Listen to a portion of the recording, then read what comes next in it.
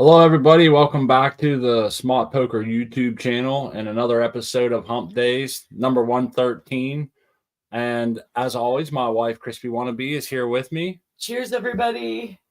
I got a cold, man. Smot's not feeling so good. He should be having chicken soup, but the show must go on is what he said to me. Yeah. I tried to get him to rest, and he said no. This is our getaway, man. This is how I have fun. They're working all day. It's weird. It must be these cold nights. We started getting these chilly nights, sleeping with all the windows open, and now I got a sore throat. Feel a little run down. I've been kind of working a lot and shit too. So I think Smot's running himself into the ground. I got to give him some airborne. Yeah, I'm taking boost airborne. His immune system and get him some orange juice and get him back to the mend. I pinned the link if anybody wants to join. I think somebody was supposed to come on today and show us something. Maybe Rock or somebody. I think he said he was coming back. I can't remember now. Cool. There's our buddy Jace. How's it going, man? Cheers, Jace. Not much. What's happening? Sucks that you're sick, man. Hope you get to feeling better soon. Thanks, man. Yeah, I'm on a big job and shit too. I do not have time to be sick right now. I'm gonna smoke this joint. Plus, it sucks because, like, he says his throat hurts, and we all know that sucks when you're trying to smoke to make yourself feel better, but it irritates the hell out of your throat. And I feel for you, Smot. Sometimes you just gotta do what you gotta do. Keep on keeping on. As long as I ain't all fevered up and shit, I'm good. I don't think I'm gonna think I'm contagious or anything. Plus, we have that homemade Fico, and he can take that. He doesn't even have to smoke it if he don't want to. We have some of that left. He can just go and swallow it down. Yeah, it might be time to lean on the edibles or some tinctures or something. Yeah. Oh, yeah. Cheers to the chat. I see XYZ. You and XYZ were... Oh, you beat him. On my screen, you beat him. See, he says he was here first, but I was the first one to comment. I told him, you snooze, you lose. It's just like an Uno, you gotta say Uno to win that game. It's showing you on my screen as first. Here he comes. He's coming to defend. Yeah, he's coming like, hold up, gang. I'm gonna look. XYZ. Cheers, buddy. Hey, I left my damn freaking AirPods at the job site, so mute me if I'm too loud or you hear too much noise from me. Oh, you sound good. What are you doing there? Oh, his earbuds. AirPods. AirPods, whatever you want to call them. I thought you were saying AirPods. I'm like, why would you have your AirPods with you at work? Maybe he's trying to up pot. I don't know. Yeah, let's grow some real plants. Oh, that's good stuff. I never used them AirPods. I see people with them, and they work pretty good. Oh, yeah. Obviously. I'll tell you what, those things are like a vacuum for earwax. Like, you put those things in and take them out, and you'd be surprised the amount of earwax you get on them things. Yeah, but that just makes you want to clean your ears more. Well, I do that, but... It's never enough, though. No, that's like it sucks it out from the inside of your head or something. There's Austin and I. Cheers, buddy. Walking the dog. Mm-hmm. Breaking the law.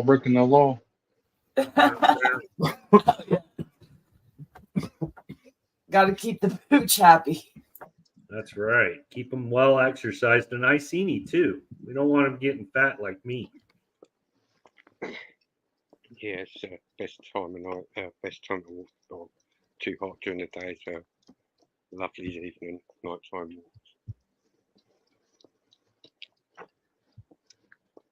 All right.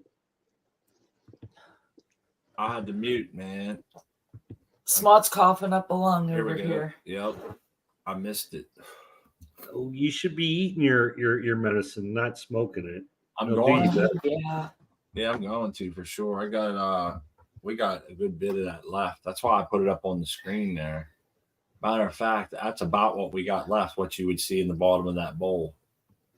Oh, well, you're running low, buddy. Yeah, we had that plus like 7 or 8 grams, and now we're down to just that. But that's a few doses. Those are some fun times right there. Oh wow, You look know? at this. Curious Thunder Dan, J5, Guerrero, Nova. Look at Rocinante. Won't be able to join today. Oh, No. he's rescued kittens. That is so sweet. That's my dude right Oh, there. we totally understand. That's awesome. You're doing such a cool thing, man. I knew Rocinante was good people. Yeah, but For saving, but yeah, I loved people it. suck that ditch kittens along the road, man. I would pick them up too. Wouldn't be able to get rid of them though. We just have a pack of kittens here, I think. We'd have if I didn't Lindsay would have to get on it, just get over it. If I wasn't a voice of reason, we'd already have a bunch of animals. One day I come outside. One day. My wife found 3 kittens and the neighbors beside our neighbor's house. This was at our old house. Oh my God, they were so sweet. They were crawling all over me. You know, Of course, your mommy. Oh my God, they were so. I wanted to keep them so bad. oh look, Rossinante's sick too. See that? It must be the weather change because once it gets cold, I must have like a fragile something in me. I don't get sick a whole lot, but it's always whenever the seasons change. It's like whenever it goes from winter to summer, for some reason, I'll be the only person in the middle of May with a flu, and and then usually it's later than this. It's usually like around Halloween. I get nailed with another big flu. It's like my body just doesn't change with the seasons well or something. Well, I got sick a couple weekends ago, so I feel you, man. But it Yeah, went. I remember. It was over before it started. Hell yeah! By Sunday's show, he'll be fit as a fiddle. Oh, he confronted the people.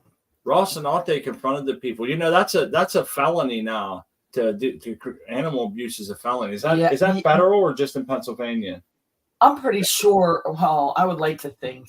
It should be everywhere. I'm not sure. That's really. the lowest motherfucker. But yeah, man. it's a crime here in Pennsylvania to do animals dirty like that.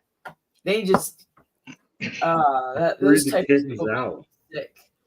You know, you can just drop them off at shelters. They will accept. Just don't be a garbage human being like that. You know, find someone that'll take them, feed them, treat them right, and get rid of them the right way. No one says you have to keep them, but give them away to somebody. Shit, you don't throw them out in the middle of the road. Nah, that's just. You can call the Humane Society and they guide you on what to do if you found kittens and you need to get them rescued, or there are people that'll come and take them from you. You know, it's not even like you're going out of your way to get them out of your car. Come on. Yeah. So I saw you were painting the other day, Smot. How's your painting project going besides you being sick? It's going good, man. I got it all painted, and anybody who's a professional painter will tell you that you have to sand down your primer and it's just the right thing to do. It gets rid of any fuzz and shit that you have.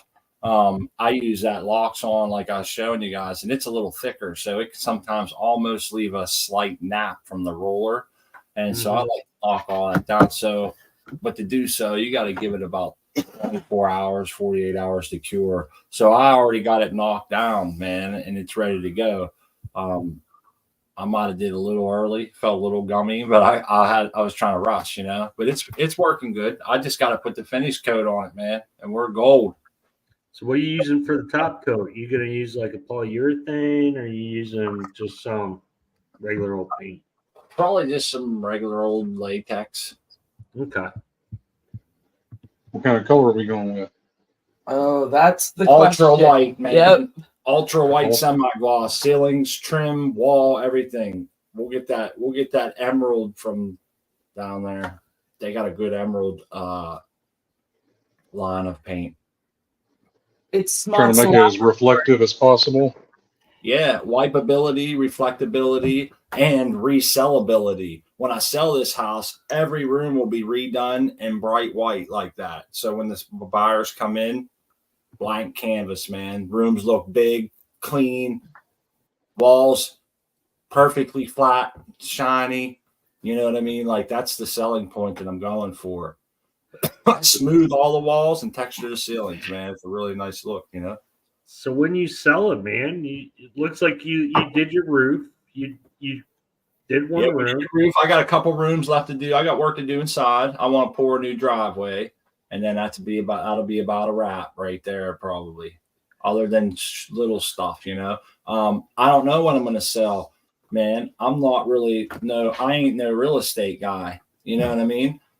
I didn't even know. Well, I just know that right now is not a good time because even if I make a lot of money on selling my house, you can't buy anything else without paying a lot. So you're shit in one hand and which in the other, you know, that's what they say. well, I don't think the loan rates are that good right now either. No. No, I got this place at a 2.5% at 2020. Yeah, you're looking at like 6% or some shit right now. 6.5. Yeah. That's the reason that's we for want perfect credit. It's too big for my wife and I. First of all, it's 2 floors. As we It's get 3 older, bedroom, and we're just 2 people and a cat. It's got a fenced in yard. A family really should be here. yeah, it should be. It's right across from like well, I'll put it this way: within a walking distance, there's a school and all this other stuff. It'd just be perfect for a family. But it was an investment, kind of like we kind of wanted to do that going into it. We knew that this wasn't going to be our final place, but we wanted to stop renting a shithole, and it was kind of like a stepping stone. But I'm not good with real estate and shit, man. I gotta kind of tread lightly and see when, and you know, kind of rely on other people to tell me. Trying to educate myself as much as I can, but man, that's tough. I think my sister-in-law is in real estate, and she's up in your neck of the neighborhood. Dude, I thought about doing the real estate thing with buying a flip house and stuff, you know? Yeah, but I don't think now is the time to do such a thing. No, probably not. You're right. But I think the appeal of it is, you know, invest $100,000 to make an extra 40 or 50 over the course of what, 120-day flip. I mean, you can see how that could actually start to become quite lucrative. The more traction you gain, you know, get more people. Yeah. And then check this out: start a real estate company, and then hire my own company, my own plastering company to come in, my own construction company to come in and fix it all up. So you would get the best of both worlds, you know? Yeah, vertical integration. That's it, man. And you know what? The other thing I've learned is once you start out on your own, it's been about 3 years now. We started out on our own. It's addictive, man. I find myself thinking about work way more than I should, dude. When I'm supposed to be relaxing and spending time with my family, I find myself thinking about money all the time, how I can make more, how I can buy this little truck and put them 3 dudes in it with a paint sprayer and start charging this much and do these guys pressure wall. I have it all laid out to like expand real quick, you know? And yeah, it sounds like my boss, but it's not cool sometimes. He'll tell you it's a headache. It's like herding cats, man. Yeah. I got a late start, so I feel like I got a lot of catching up to do, and it makes me sometimes feel panicked, you know? I'm not a materialistic person. Honestly, I'm not. We live in a very consumer-driven society, and I'm not that dude. I don't need fresh new kicks. I drive a 1988 truck. Seriously, I'm not that cat. Now, I like having nice stuff. I like having a new roof. That makes me sleep at night. I don't care if I have Nike shoes. I want the Carhartt shirt that lasts forever, you know, shit like that. But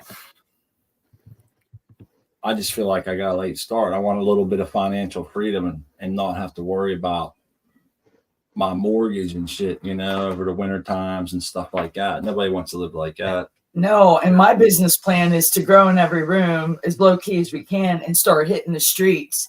Maybe hit those corners with some dime bags, huh?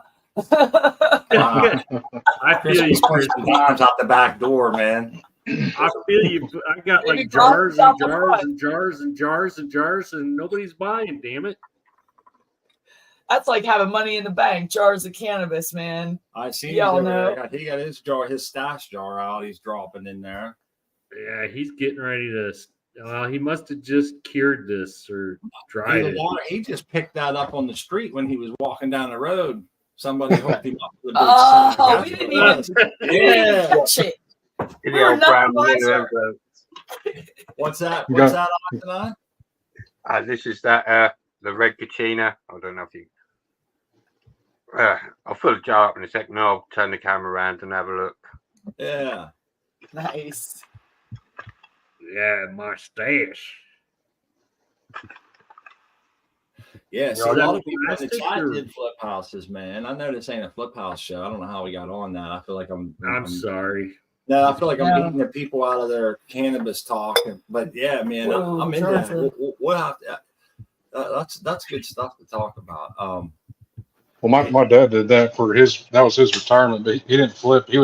What he did was he bought like the cheapest house available for like, I don't know, like 20 grand or so, Yeah, but it was run down and he would go in and fix it up and then he would rent them. So he had almost 10 rent houses at one time. He was getting, I mean, of course, these are cheap houses. And so he was getting like, I don't know, like $1,000 a month for each one, but that was his retirement plan to have, and that's a good you know, one, man. yeah, and they were all paid for. It's a pain in the ass to have rent houses. I mean, you know, tracking Yeah. down rent and then fixing them up and people tear them up. But yeah, it's good. The ticket there, Jace, is to charge enough rent that you have enough left over on the bone to hire yourself a property manager. Then you only got to talk to one person, you know? Yeah, you just pay them a cut, like 20, whatever, 30%. Yeah, And just get then, one dude and have all your tenants have his phone number. And if they have something break or whatever, make sure he's has a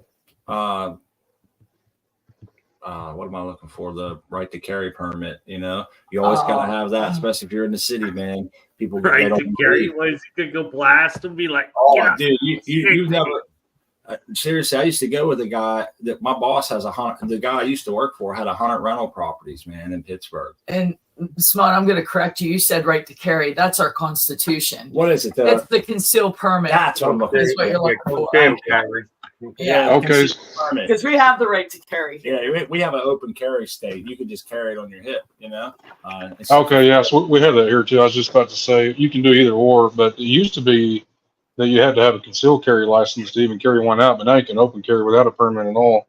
It should be that way. We have that right here in this state, and it's funny to see like all these liberals get really upset when they see someone walking around with a firearm in their hip, and I'm thinking you ought to be happy that guy has that firearm, and hopefully he has a fastidious aim or whatever, you know, and he can really.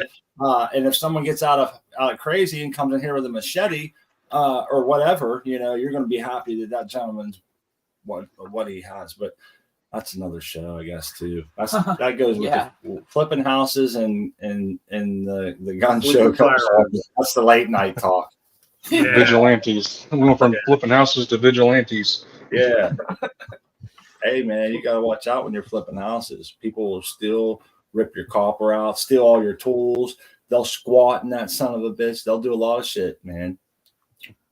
And there's a lot of people out there that respect other people's property, even when they're renting, and they pay the rent on time every time. And there's those people are out there too. I guess it's the luck of the draw. See, I don't think anyone would up to our standards to be renting. I'd probably vet 50 people, be like, nah, they're all cheeseheads. None of them get it. Oh my god. They're down with OPP. Yeah. Oh my. We're carrying that mortgage another month, babe. No, that sucks when that happens. Oh, So, man. when do Go you ahead. think you're gonna be firing it up, Smot? You gonna be? I'm chomping at September? the bit, XY. I really want to, man. I want to start something up, man. I want to get this paint on. Listen, I got a couple big jobs lined up right in a row. I'm talking Saturday, working half day Sundays probably and shit, trying to get this shit done. Stacked on 3 jobs that we that are already passed and done. Oh yeah, and so So anyhow, it feels plus like it continues, working here, which is just awesome. tough, man. But And you know, I keep telling myself, guys, I have to do it this way. I have to put off my growing if that's the one thing, because I just don't have the time right now. I mean, if I start seeds and try to put this tent together half-ass and shit, they're not going to do well. I can't go into it like that. You know, I got to have a little bit more time. I need like 2 days in a row off, then I can get something jumping, dude. You know, and that may not happen. I don't know. That's why I want it to be quick. I feel you, bro. I'm not even I'm gonna see my house around Labor Day for 2 days, and then I got to go up to Oregon for a month. I'm gonna be out here for the rest of the month, so I feel you. It's like, and I was talking to my boss. It's like, yeah, I'd like to take off a week in September and fucking fire up my grow. And he's like, yeah, we can do that, but I'm gonna be fucked out and fucking Yeah, he can't lose you, man. Well, no, I mean, I've got jars and jars, and Icini's got jars and jars of that beautiful Oh, shit. yeah. I know. Got. Beautiful. Smell-o-vision. So I'm not quite in the mode of where I really need to start it up, and I'm in the same mindset you are. I could go home, I could rush it out in a weekend, but it wouldn't be right. No, and I I'll say this. I have a real bad taste in my mouth how the last grow ended. And I didn't have time for it and wasn't in there enough. And it hermed on me and I lost the whole freaking grow over it. That's a slap in the face, man. That's some real noob shit that fucking That's a kick in the nuts.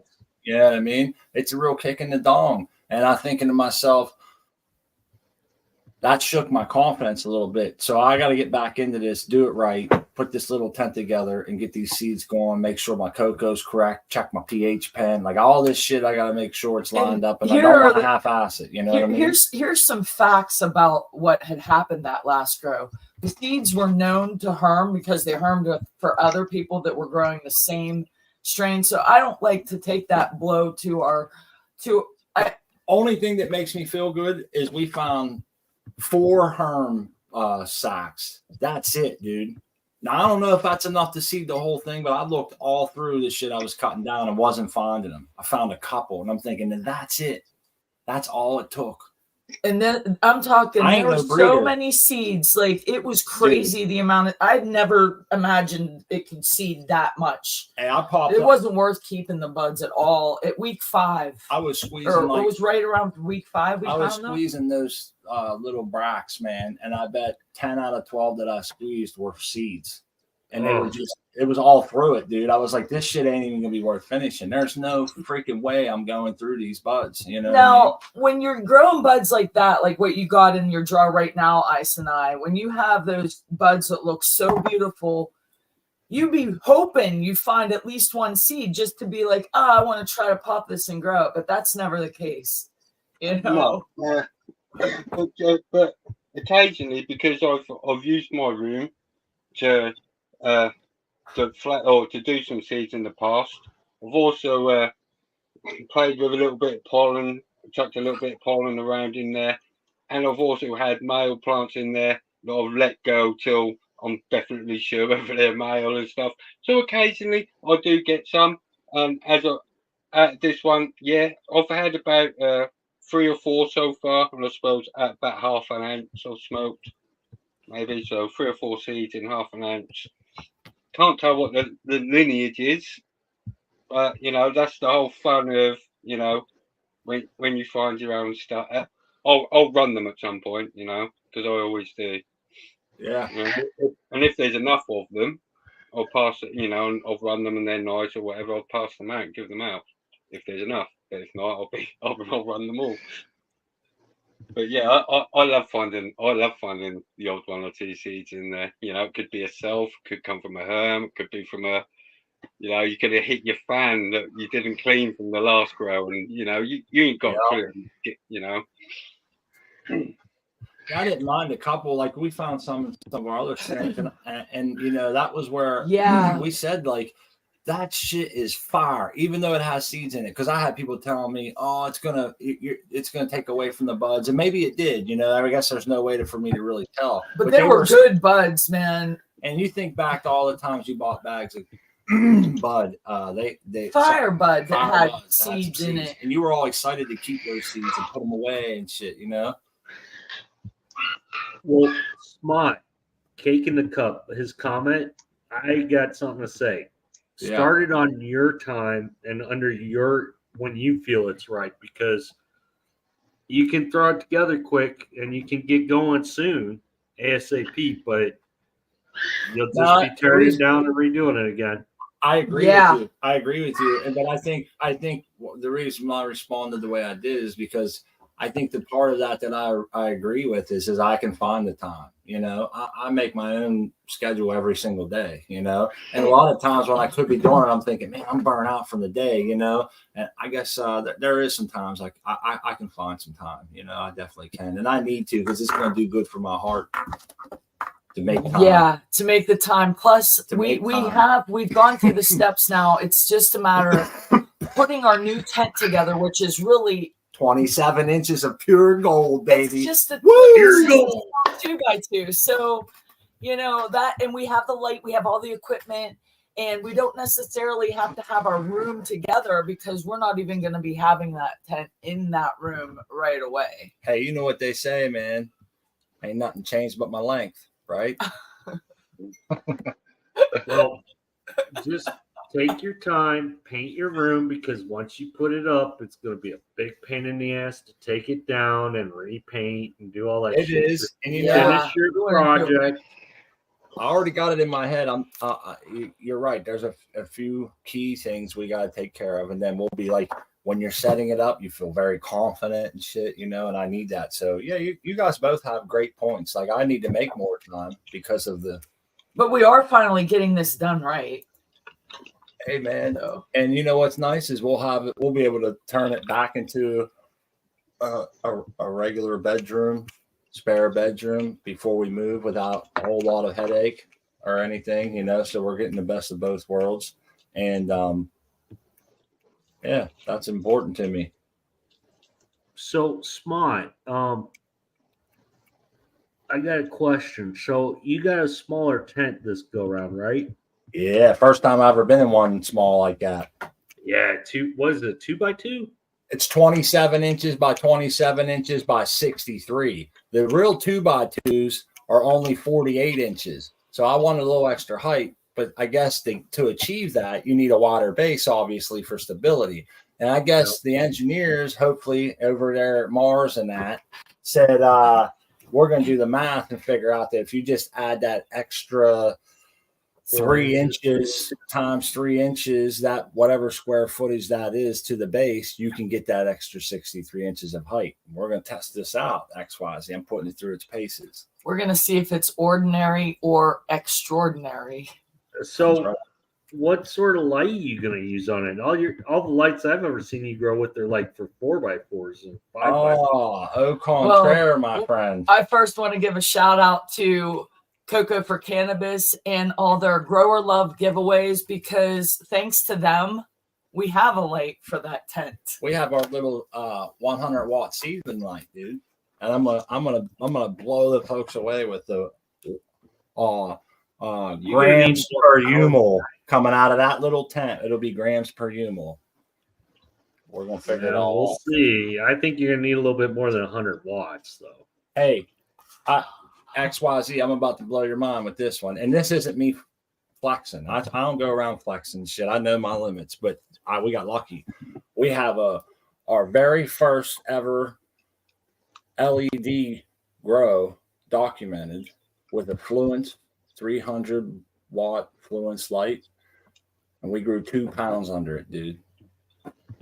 300 watts, wow. And it's just not auto flowers. We had a lot of DLI because we ran 20 hours, but nonetheless, you do the math. What light are you using now, Smot? In that 2 foot by 2 foot? Oh, it's a Maxis Sun MF 1000. It's 100. You said it's 100 watt. 100 watt. It has a cool little controller that you can turn the light intensity. That's why I love the light. Down. You can dim it from 10 to 100% in 10% increments. I think every light should have that. It should go from 0 to 10 to 20 to 30 to 40 all the way up. I think I like that. No one corrected me when I said light intensity, but I got a XPS 1500. So when you get into flower and you're like, oh, I need more light. Yeah, I was thinking about buying it. By then, the 4x4 will be set up with Well, the there third you time go. tech or the medic grow. I want to bust. I want to bust or the old Fluence back. The out. Fluence, Yeah. maybe. Maybe we Fluence. throw that back in there and see what can rock and roll out of there. Well, it sounds like the plans have been laid. It's just time to put it together. But take your time and do it right. Don't rush it. Right I mean, on. Yeah. until you're out of jars, and then rush like a motherfucker. Yeah. I really am going to try to talk Smot into putting some drawers underneath of that table we built. We're going to put them up on a table and have a draining system, which I'm super stoked about the draining system that we're going to implement in our grow as we're setting it up. But I really like your design, okay, Jace, of your table with the drawers where you can store your weed and you're still getting the runoff to collect under that stand that you designed and built. That's impressive. Thanks. Yeah, I think it comes in handy. I'll tell you what, it really wasn't that much. Well, I'll take it back. The frame wasn't much. I'd spent like $40 maybe on the frame on 2x4s, but the drawers, that's where it gets you, especially if you do the good hardware and all that. Yeah, the sliders are expensive. Yep. Yeah, they're like $70-$80 for good sliders. Oh, that's cool, Stang man. You live down the street from the Fluence headquarters. They're a great light company, man. They're expensive. We paid $1,000 for that light in 2019, I think, or 2018. It was the second version of this Fluence, and back then it was it was $1 a UML or $3 a UML. You know, now it's down to 40 cents. Imagine that drop in light. And this is why, you know, there's a lot of lights out there now. That was the LED. Everybody still had blurples, and even Doc MJ said that we was the first person to have a full size bar light that he knew at the time growing with it, and because we were the only ones dumb enough to spend $1,000 for it. He did say it would be a game changer, and he was right. We went from 1,000 He watts was so right to about 300 it. watts and never dropped in yield. Yeah, that's always good. Yeah, because we were producing so much usable light from an efficient fixture, it blew my mind, man. Well, 60% ain't being turned into heat, so that's a big deal yeah, right there. that was like the biggest, like, wow, it was it's so nice. What a difference. I'm so glad we have those journals over there, because some of those turned out, I look back now and think I didn't realize how well that went for us, you know, under all the conditions. And now it's like, I don't know if I could duplicate that. I like to think I could, but I don't know. We'd have to get into the growing those autos again, though. So what's the chances of that happening there, Smot? Nils all. So I don't think it can be Yeah, get your DLI up by growing them autos. That's the thing. I mean, people don't realize that you do get a lot more light and you get a lot bigger plant if everything goes correctly. If your pot up goes right, and you know, you kind of shed all those thoughts that they consume less nutrients, or however you want to word that, or that they need less light, or that their autos are great because they don't go by any silly light schedules. They just don't have to. Is that a sulfur dunk? Yeah, well, it's not dunk. I'll make a spray, foliar spray, but I'll use this as a bit of a root drench as well. Agent Orange? Agent Orange. No, they donate money to people that are affected by Agent Orange. Oh, okay. Yeah. Oh, that's cool. That's really cool. Yeah, I thought it was Agent Orange. I was like, wow, how the hell did you get that? Hey, my friend's dad had that shit, man. He was in Vietnam. You know what it did to him? His legs would turn black and shit. His legs were all black, and it messed with his legs real bad. And he said it was from that Agent Orange. Yeah, the plants do love this. When I sprayed them with this, when I got this, it was like a vibrant red color, but I think it's a couple of years old now. You can still see a little bit in there, the color of it. But yeah, this is some really foul, stinky stuff. It stinks, yeah, man. It's worse than neem oil, I can tell you that. Yeah, well, I've done all the neem, and they say you shouldn't use sulfur and neem neem. oil.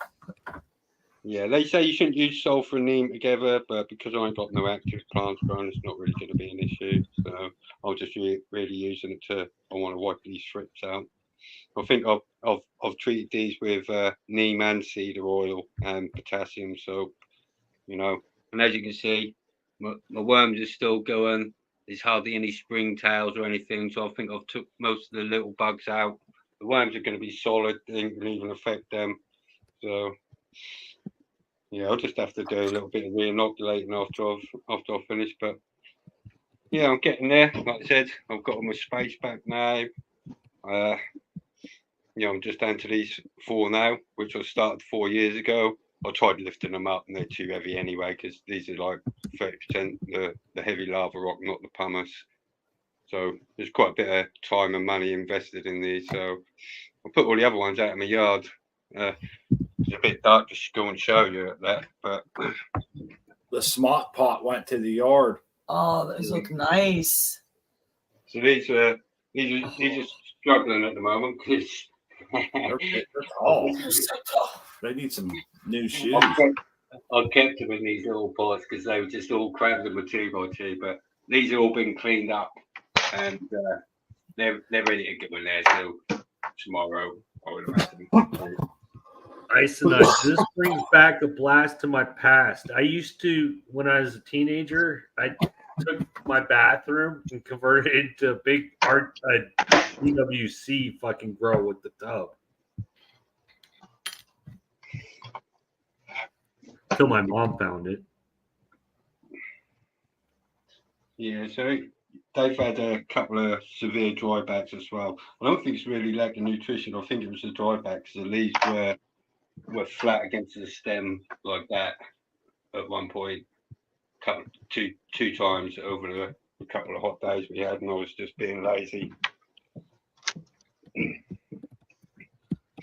But yeah, as soon as they're going to come in here basically, and I'm going to just super crop them over once, then just tie them down to the edge of the pots. So I'll have 2 going this way and 2 going that way, and vice versa. So I'll have 2 in each pot, and I'll be going straight into the pots on this one. Not sitting on top. Yeah. I want to get the EC down on these if I can, because I've done that test the other day. There's plenty of nutrition in there for me not to worry about, and just continue with water only. The only thing I'll do is just microbes inoculator. So, but yeah, no, as far as adding any NPKs or anything like that, maybe a bit of calcium. I'd bring the pH down a little bit, but I would imagine the sulfur they're going to put on there is going to do that. But yeah. Right on, man. You got a nice plan coming together. Yeah, just a general reset. I've even took this one down. It's obsolete now. And I always thought like, oh, I could sell this, but it's more than what I need. So, in my theory is why bother when I'm just sort of like, I'll just take what I need.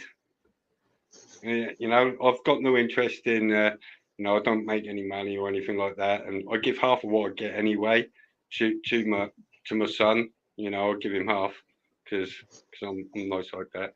But yeah, so I'm not interested in increasing my electric bill for having jars that I'm not even going to get through. So yeah. Right on.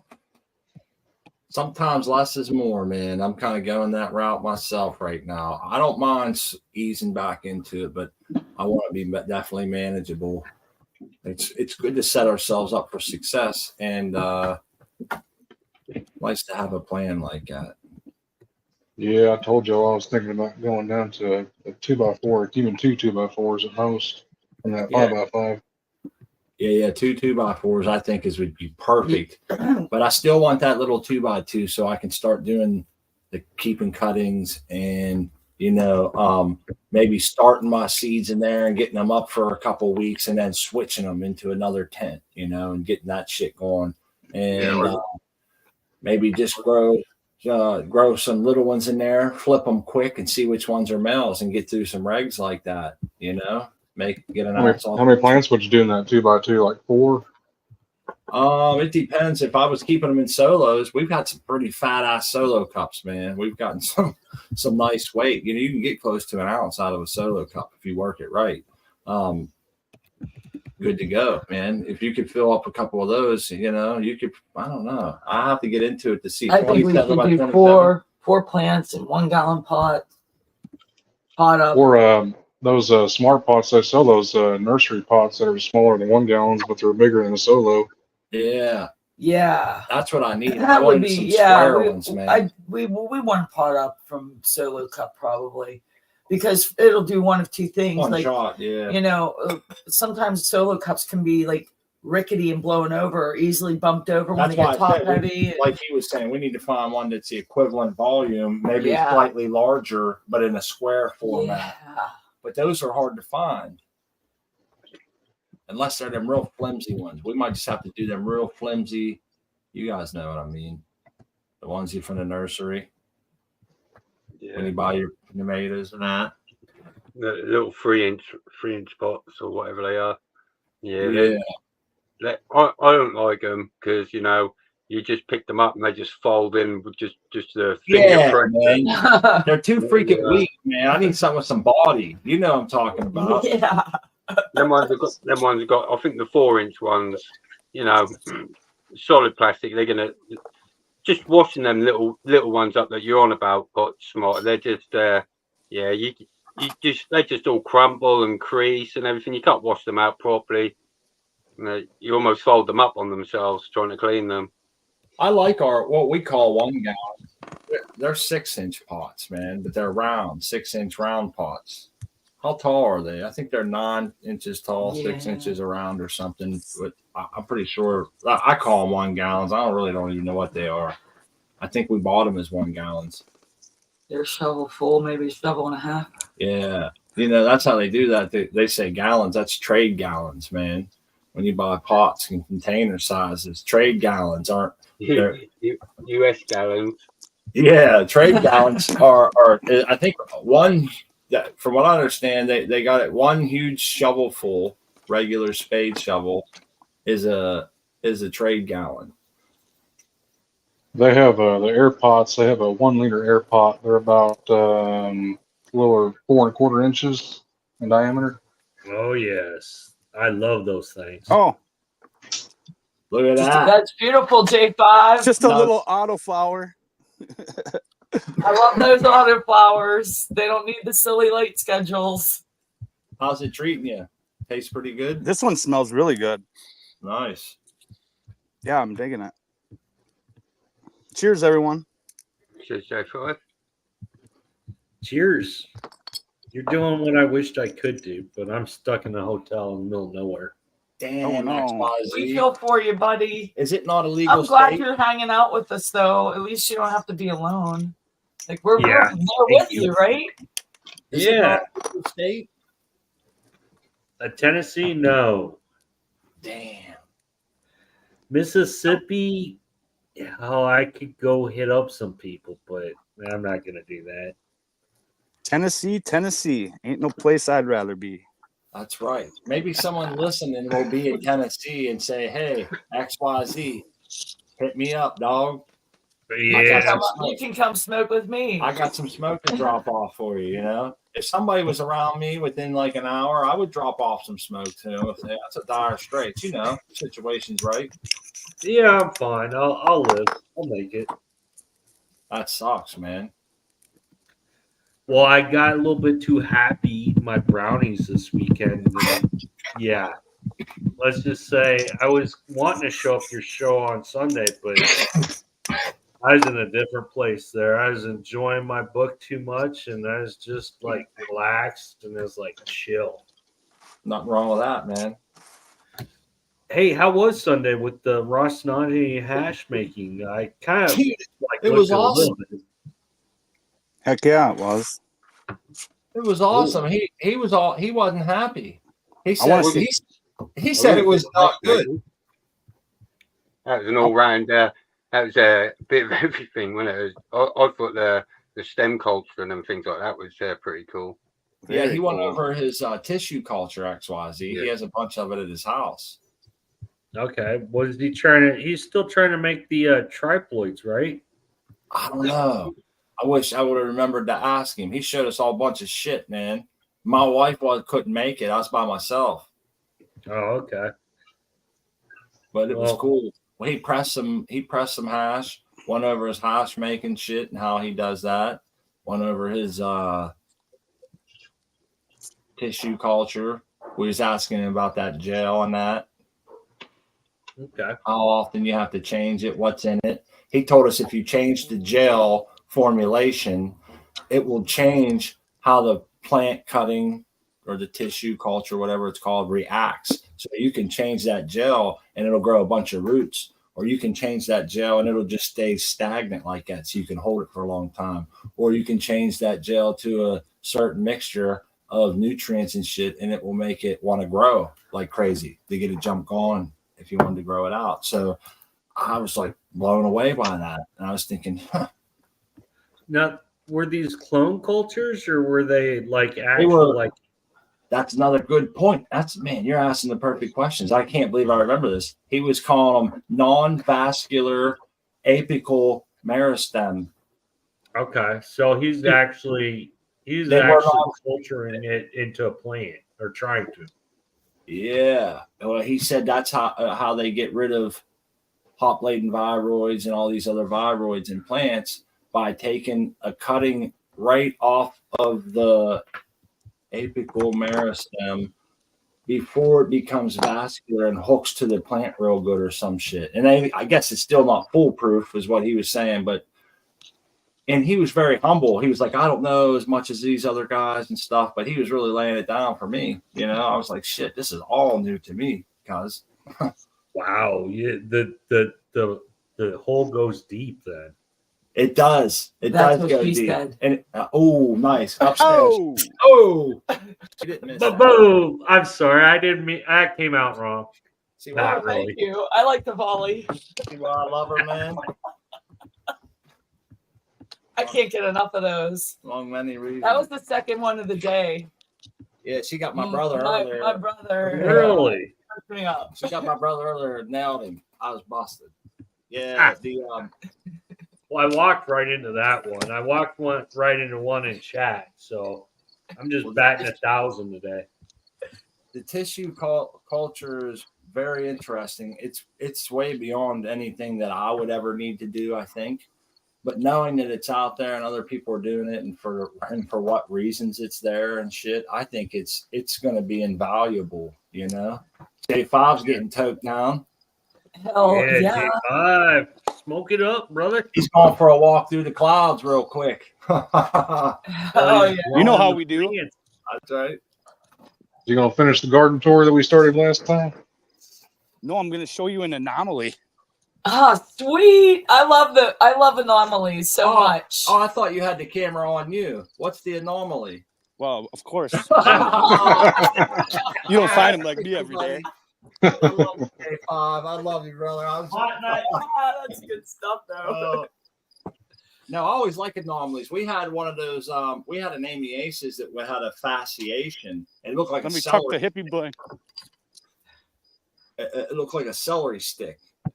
A rare and different tune. Rare moon and different tune. Oh, there you Oh, go. that's cool. Turtle This is power. from an oldie but a goodie from the other ones. Terrapin Station, 2002, Alpine Valley. Okay, Cool. The deadheads will like that one. that's 22 years old. I know I don't wear it very often. It's got a rip in the back. Oh yeah, when one of your favorite T-shirts gets a hole, you gotta like handle it with care. Every time you wear it, you're gonna be aware of that. Like, oh shit, I gotta be careful in the shirts. Yeah, and then you, Don't wash it. Don't wash it till the 10th wear. it's like Hand Sometimes the dirty laundry dedicates that you have to break it out. it's I'm golden boy. Every time you walk, Oops. you know a little bit more is going away, and the collar gets a little thinner every time. It's like, oh, it's my favorite shirt. Don't do this to me. Anomalies. Okay, so take a look here and tell me what you guys see. All right, I like this shit, man. I got my peepers. How do I get on. out of this thing? All right. Hey, and shout out Cake in the Cup too. Like after that last episode, he had brought up that my cheap headphones are probably taken away from the quality of my video, and I like that light bulb went off in my head, and I was like, why don't I try the earbuds that come with the iPhone? Oh my! You sound great. And I think the picture's coming in clear now too. Much better. Okay, well, it's starting to go to bed, but Is this your tripod? can you see what I'm seeing? It almost looks like a male. Yes, indeed, it does. You know, on female fem packs, how it says 99.9% feminized seeds? Yeah. You got the 0.01. This is a 0.01. This is the third one I've had. I popped quite a few seeds, but still. Yep, this is one of them. And back in the days, like the forum days, there was a point in time when they thought that was like a super male. And like people wanted them to breed with and shit like that. But, well, I was going to ask you, what's its fate? okay, and now this is the other thing. Oh, it's going to get killed here. I wish I had these tests, but they're sitting 250 miles away. I have a couple of those genetic testings. So or not genetic, but sex tests from Farmer Freeman. And I could send in a chunk of this. If I had them here, I would. And it would come back female. Oh, that's cool. Yeah, 100%. That's wild. Yep. I can't quite make it out, but it does have. There's no pistols on it. I've looked it over. There's no pistols. It's just got. It's hard to see up close. Yeah, it's got those. It's just the ends of the. It's just those little leaves that are sticking up there. Yeah, it's that little fluff leaf. I know exactly what. That little pricker looking thing. Yeah. J5. Yo. So are you sure they're feminized? I mean, how sure of it are you? I mean, 100%. This is Lemon Tree by Creamsicle. It looks just like all its sisters. Okay, so you're growing multiples of it. You found one male and the. Yep. I've done. This is the third one I've had, and I pop a couple hundred seeds plus a year. So I guess it's more than likely that I'll come by one than the average grower. But yeah, it doesn't seem like I should have seen 3 already, but I have seen 3 total. I saw one. There was one that I almost freaking wanted to use the pollen from. This katsu plant. It was GMO by Platinum Kush, and it was just a fucking beautiful plant. Sorry, pardon my French, but it was a dude. Hey, your French is plenty good. The American one. He brought us a picture one time of a male, a true male, but it had pistols all over it. It was like what?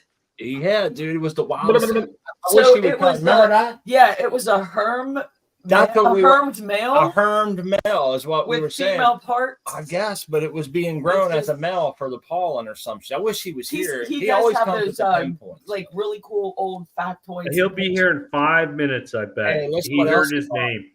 He also has pictures of bees all over his plants, man. Bees, remember them bees? Yeah. And he also has pictures of termites that ate his plant, ate the plants off at the roots, man. Termites. Dude, I've seen them. They've never fucked with my plants though. I've always wondered if they would. I've never seen it though. Every time we come up with something, Tal comes on and says, "Hey, I talked to a guy. Here's the picture. I got a PDF file right here." Right? You put enough time in this game, and you're bound to see it all. Crystals. You're getting into flower now, man. I've got check out, that's crazy. That's a straight male. I'm curious to see. It's one of those things. I wish I want to see that in person, like up close. Yeah, that would be cool.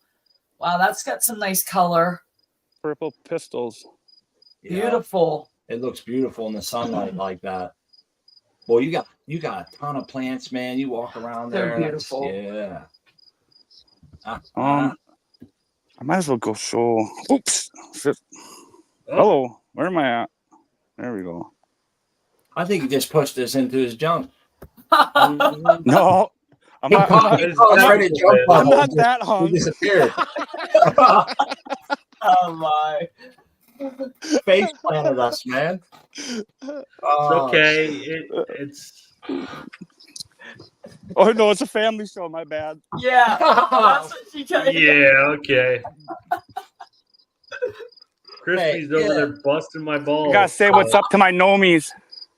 Oh, Yeah. that's so Cheers. cool, man. I love your garden. It's Hey, Crispy. always awesome. Crispy stopped by the job site today, and I come in the room, and her and my brother are cutting it up with your mom jokes and all this other stuff. I'm like, hey, this is a We're still family pirates. company. We don't talk like that, so I had to get them. So I don't just do it on the show. I Yeah, try he to impresses me in real life.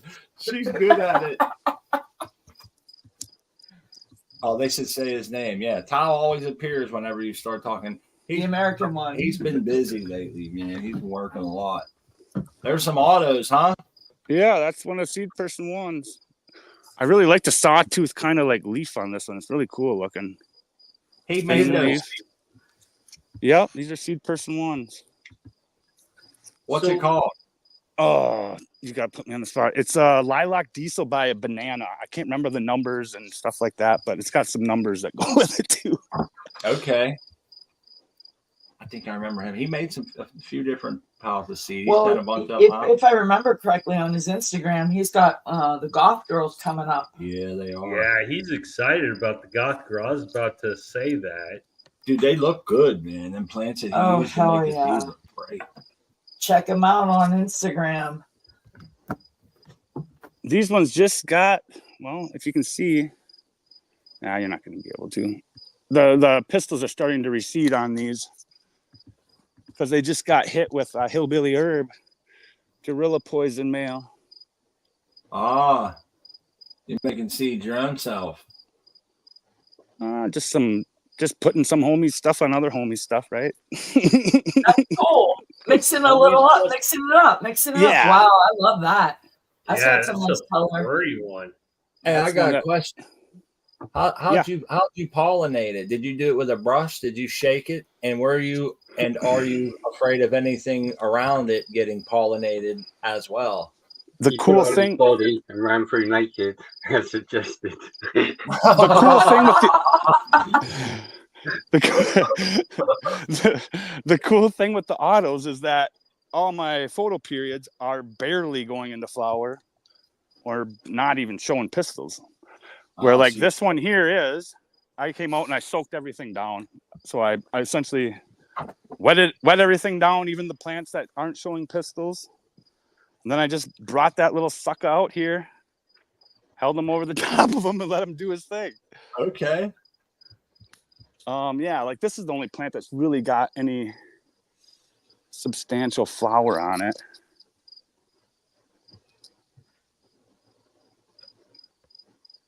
She's starting a show. Oh yeah, there's a couple that are going to be September finishers out here. There's another the one up American here. one right there. See, we was talking shit on him, and he showed up, man. What up, Tao? I told you he'd show up. Yes, you did. Somebody else said it. Sheldon said, "Say 3 times, and he'll appear." Do you remember what No, you that's wanted for to seed ask? person. Seed person. Seed person. seed Let's see if person. he shows up. Yeah, let's see if he does. No, it was Tal. Tal had a maybe he'll remember. He's in the chat. That we were talking about the it was a full blown male that had hermed or something. That's right, and it had pistols. It had pistols, and he had a picture of it.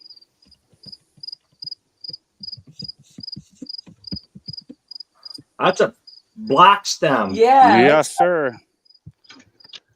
I could see that even on my shitty color screen. Sometimes, it's most of the time it's the nutrient deficiency, but not always. No, there's been a Yeah. few strains that come through that had that black in them, and people. Mm-hmm.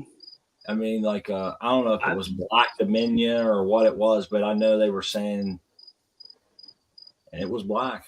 Seed Person was one of them. He had a black stem. I've never seen that before. Yeah, something's chewing you up. Yeah. I'm sorry, I was hungry. Oh, I don't know. I just wanted to show you that dude. That's a girl, but actually a dude. Wow. You know, they have a song for this. Dude looks like a lady. Yeah, Yep. that there is. So I think I'm gonna hop off. A man who thought he was a woman, but he was another man. Is that how it goes? It I was is. thinking the Aerosmith one. Dude Oh. looks like a lady. Yeah. That's Okay. what I was thinking too when you said it.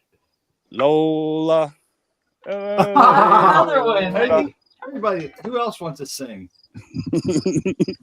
Y'all are high, man. Lola. You guys are way off base. Can you see the pink in this one? Yeah, I can. Yeah. She's starting to show some pink. There you go. The American ones backed me up, man. Good. I knew I wasn't losing it. I had a male I wanted to keep when I moved it to a different room and started pushing female buds. It was wild, dude. I had pistols everywhere, and it had Really? sacks everywhere, and it looked like some strange male or female that started to flower just a little bit and then just grew nothing but sacks. But it was the other way around. It was growing the male parts and then started, I guess. It was just wild. I was like, what the hell? And this is what I thought of that plant the other day because I asked somebody on this show what would happen if you reversed the male. Well, now I'm curious. You'll get I regular mean- seeds. Yeah, you get regular seeds. Well, then You do. You people get were XY. saying, yeah, that you would. People were saying in the chat that people actually do that. They reverse males, and I'm like, Yeah, that's a that was Shawbud from 707. That was his secret sauce for years. How he picked those stud males that he has is by reversing them, testing them. Like the ones that test up into the teens for like THC and stuff are the keepers. That's interesting. Mhm. That's pretty cool. Anytime you think you thought of something that somebody's already thought about it. There's nothing to reinvent the wheel when it comes to a lot of these things. Hey, Smot, you keep Yep. that to yourself. I'm over here reinventing the wheel. And nobody's invented my wheel yet. I thought I was on to some cool thing that nobody really thinks about or talks about, and here I come to find out it's an old trick and everything else. And I was like, damn, man. I wasn't even sure I heard it. Old school. Mm-hmm. Still cool that it's new to you. Yeah, hey, it's still, it might be a used car, but it's still shiny and new to you.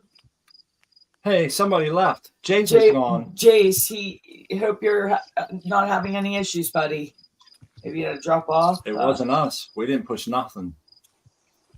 Oh, I'm gonna show you the where is it? Oh, I don't have it. I found a new fossil today. Must be in the truck. Oh, you found a new fossil? Yeah, I left it in the truck though. Cool. Look, XYZ Next left time. too. Damn. What's happening? There we go. They're coming What's back. happening? What's happening? Headband. Sappenins. What's foaming? What's foaming on? Yeah, the soap. Soap me up. Some other dope plants. Oh my. Beautiful. Jace, you're back. I got Das Boot. What happened? He got booted. Got booted. Yeah, I don't know what happened And there. we wasn't hitting buttons or anything, man. Yeah, I Smot's mean, got it. Smart. If you got a problem, man, just say something. I mean, you don't have to kick me out. If you just quit talking over everybody, man, you talk way too much around here, man. Hey, I try not to. Hey, you say it all the time about, us talking over people, but it's hard not to do because this show isn't scripted. So you got something to say, you say it, and I'm one of those people that, like, once I get a thought going, like, I got to get it out. You know what I mean? I love or I'll lose it. I love that. Hell yeah. Here's my triploid update. Oh, cool. They still suck. But it's cool to see the update on the triploid. I did break down and I did give all of them a top dressing. I couldn't just see them freaking starve like that. Something chewing on them too. Oh yeah. If there's not bug damage or a dog hair, I won't smoke it. Yeah, we've smoked many a cat hair. I've smoked my own hair. Yeah, My if there ain't wife's no bugs on it, some alien pissed on it. You don't want that. My wife's hair grow in the buds because I'll literally find them. They'll be deep in there. I'm like, you know what? This must have come off while you was in there doing something in the tent or in the room or whatever. And now it's like I pull it out from the center. I'm like, wow, this is nuts. Oh, I should. As long as they're not short and curly. Oh, Boom, boom, boom. Oh, dude, I just remembered something that's kind of funny. I've been pressing hash all day. Oh, cool. man. All it takes is a wook foot and a crock. Man, that's pretty. That's cool. I never would have thought. You know, you're pressing it like wow, and the heat, pretty cool. I gotta say that's the first I've seen. That's a smart idea, man. Yeah, but after about 6 hours of it, I bet your foot's like, hey, man. I forgot it was in there. They take our cheese. Oops. Jeez. Yeah, this is wook foot cheese. Oh wow. It's got terps of a 3-day sandaled festival foot. Ah, Oh, no. Veruca Turks. not this festival sandal. Damn. Got the toe jam Turks. Yeah. That bazooka, that Veruca Turk. Look, it's all. You can't even he's get it Oh, out. It's so sticky. pressed well. He's inside out now. Oh, there you go. I wish you could have saw it before I put it in. Oh, Wow. it looks like That some looks knife. so freaking money. How you gonna Wow. consume that? You gonna put a snake in the grass, or you gonna put it right in a bowl? Well, considering I'm here right now, I don't have it on me. I thought I had my hash Back in the pipe. house. Man, you left the fossil behind. You left Dude. whatever your bowl. Stoner. You're slipping, cuz. Hey, you didn't forget the joint. You at least got Yeah. rolled up, This man. this So this Rillo's doing me just fine apparently. that's right. Well, I think I'm gonna hop off. I gotta get some watering done.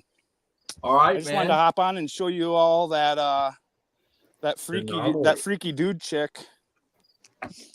So Hey, yeah. Don't chop it. Don't chop it, please. Remember to grow Literally. dope. And you can find me trapping on Shakedown Street and a lot near you. Nice. I like that. Peace. That's pretty awesome. Thanks, J5. It's always fun to check out some of them plants. And the it's hash, man, that shit look good. That looked awesome. And I got that cool tune playing in my head right now. So thank you for that too. That's awesome. Get the bong. Yep. I'm impressed by how he has like 200 strains growing out there, and he knows like all of them without a label. Like I'll be mixing newts, and I'll forget like if I put CalMag in or not. You know what I mean? Oh my goodness, that's us too. Hey, J5 I had to is the program dude, a man. computer to do it for me because I forget. Did I put the armor outside in? I don't think I did. I gotta say, Oh, J5 is the true. real freaking deal. He's out there doing it, man. He's got all them strains. He's got his feet firmly planted in that earth, and he understands it. He knows every plant there intimately, Oh yeah. and that's impressive. I'm a little bit envious, but I love being a part of it, even in a small way, getting to check them out and watch them flower all the Oh, way to the indeed. end. I'll never forget Indeed. that. You know, so there's certain And- gardens that come through that you just don't forget. Exactly. You know, and hell yeah, putting those awesome plants on the planet There's a lot for us to be there. walking around on with. Well, Speaking of I have speaking of silica, I ran out of silica like I don't know, like 3 or 4 days ago. So I'm gonna cut it off now. I'm not gonna buy any more for this grow. I'm late in flower anyway, so I don't think I'll mess with anything. You done with the silica? Yeah, my bottle ran out, and I bought that expensive shit, that monosylistic. It was like, yeah, it wasn't terrible. It was like $55 for the bottle. That's expensive. Yes, it is. Yeah, silica. Yeah. Yeah, but you're not going to have the buildup problems in your system. You're right. It's more readily available for your plant So there's the upside to those things too. We got to weigh in. I just want to play devil's advocate there. I like that you play devil's advocate. I'll say that I think the only real benefit of it is the way that it reacts in the reservoir long term. That's what you pay for. Because you can sit, let your res sit. You're not going to worry about it gumming up the works. That's the only real advantage in my mind. Or changing the way I understand it. Jace, I wish you was here. We're gonna have to share our buddy, doctor, that one dude. What's it, Daniel? Anyhow, we went over it one day on the show, and it was how they make it monosilicic acid and potassium silicate, and the difference between the two, and why it's so expensive. And they tell you like how they make the monosilicic, and he'll tell you what the advantages are. So I don't know it exactly right, but somehow it's hydration or hydration or something. There was a word he used. Once you mix the potassium silicate back with water, you've rehydroed something in it, and now it's only stable for about 3 days, man, max, and then it starts to polymerize. Yeah, it's got to be. I can't remember it is under 6.5, I think, for it to be available to the plant as well. Yeah. But to be honest with you, I do like silica because it's like liquid. It's like liquid scrub net. Yeah. If you've got weak plants, you can spray them with the silica. Oh yeah, it's a must. We did one grow without it in our early on, and it sucked. And we could see right away that we were never going to run without it. Hey, don't forget, it also helps with the bugs. Bugs don't like getting their feet cut up on silica. Well, it's hey, what's happening, Cheddar Bob? What's going on, Smot? How's it going? Good, man. Austin was telling us about his thing. I think I might have jumped in there. You let him finish here. Oh, you're right. I was just saying I only use it in the vegetative stage. You know, I'm not really keen on the flower that feels a bit too firm under the scissors. You can tell the difference if you're using silica in your grow all the way through flower. You when you go to chop that bud up, it's got a little bit more texture to it, and I'm not too keen on it. Okay, that's a cool observation, man. It's a bit more fibrous, should I say? Yeah, because they say it also helps with stress and pests, pest pressures. It'll help your plant recover quicker. And they say it also helps keep it pretty much healthy so it can uptake a nice, healthy amount of nutrients. So I guess it increases uptake and all that stuff. Stronger cell wall. I think the stronger walls is what it really seems to really build a nice plant. Somebody said once it's not an essential nutrient, but if any of them, it should be, and Yeah. It is in the soil. It's abundant in the Earth's crust. We really shouldn't be having to add it. The microbes, it's the problem. We've got the lack of microbes to do the mining and to make a plant available. Right on. I feel like they're all essential. What's happening, man? How's it going, guys? Yeah. I haven't talked to you for a while. Good point. That's a great point. Von Liebig had so many staves in his barrel, and once you take one out, it's all the water hits the deck, right? That's the law of minimum. So you're right; they're all essential. Look at those buds. Oh my, that's absolutely gorgeous in there. Oh, man. Bob. Hey, buddy. Got some donkey dongs going on. Yeah. Oh, the shades are upstairs, ghetto hippie.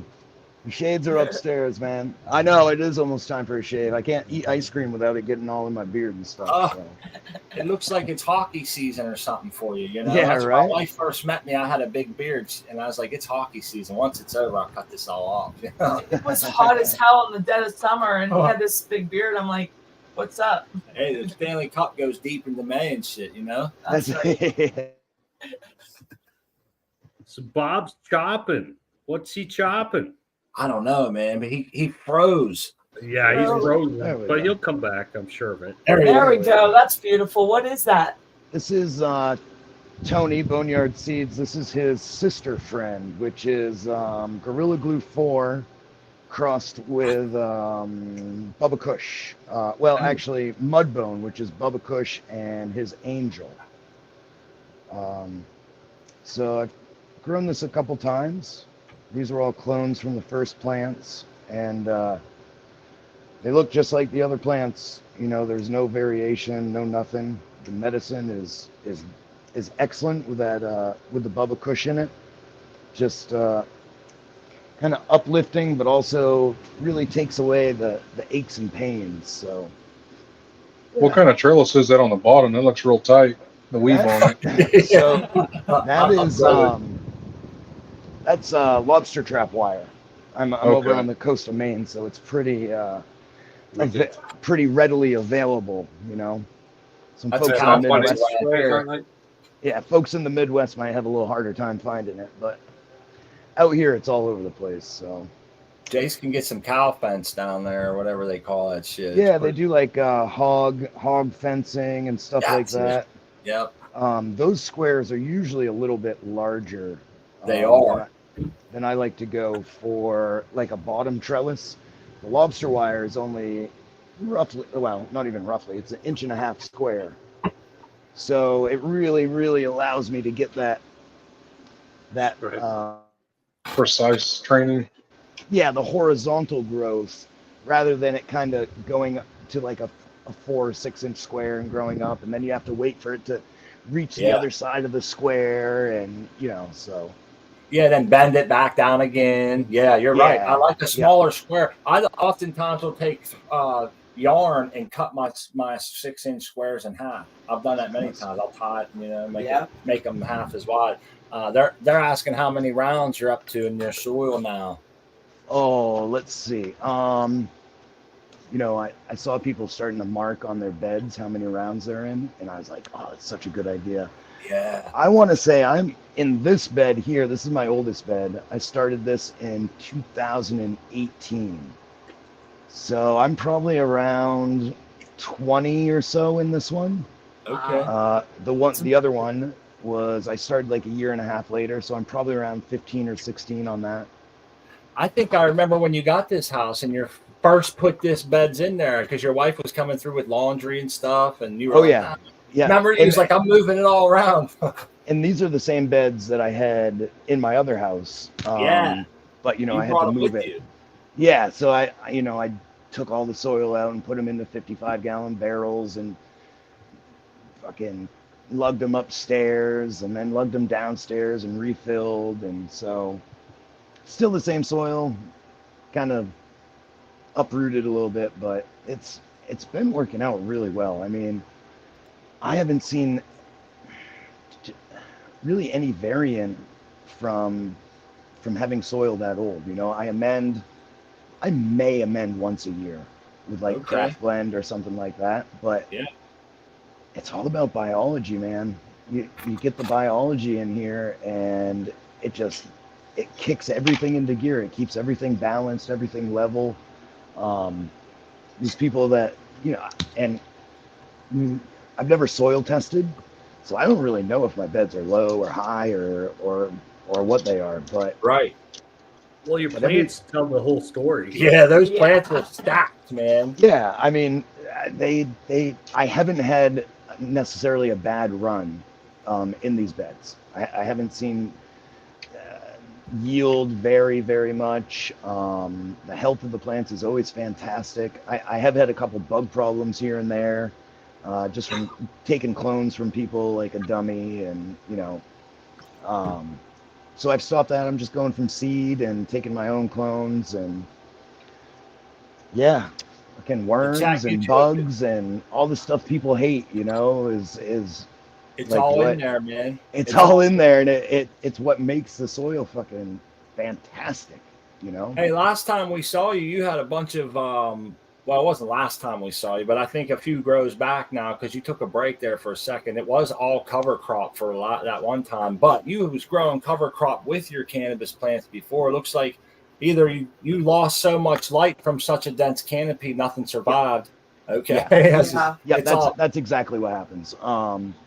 Yeah, the canopy comes up and blocks out the light, and everything kind of dies back down. Yeah. So instead of chopping and dropping, you know, I'm a minimalist. I like to do the least amount of work on the plants as humanly possible. And I want to say that's part of my success to growing decent cannabis, you know, Yeah. is that I try and keep as much human error out of the equation as possible. Cheddar Bob, you're a man after my own heart. Right? Thank you. I go a little bit different than you, but you're a man after my own heart. Yeah, Hey, you know what else? Go ahead. I'm sorry. I was just gonna say everyone does it different. Everyone has their own path, and what I do, you know, might not necessarily work for someone else, and I get that, and that's great. But the whole reason I started getting online and on these shows and stuff was to show you that you really don't have to do very much. You don't have to be there every minute of the day chopping stuff and adding stuff and worrying about stuff all the time. You know, it's like the plant's gonna do what the plant's gonna do. And That's like he has those worm beds and he, you know, does very little to them. He just tested his beds the other day for the first time while we was on the show, and his plants always look fantastic. There's the worms in there, all the mycelium, you know, you see all this stuff cohabitation very well, and it's like I dig it. I see it out in our own garden with our own compost and shit, and it's just pretty cool. Hey, I remember one thing about your beds there.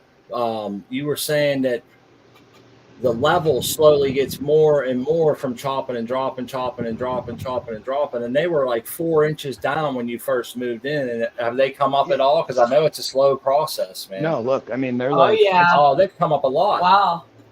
But I mean so probably when I started these beds, there was only like maybe that much of the white showing, and you can see how much the bugs and the worms and stuff have broken stuff down. Like this isn't compaction, you know what I mean? Like I can put my hand in there and just. Oh, so nice. How much gallons is that?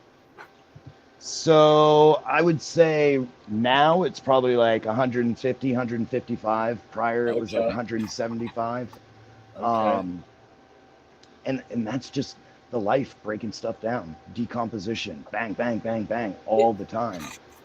So it's like doing all the work. And you said, like, you were saying how you really don't have to do a whole lot in there.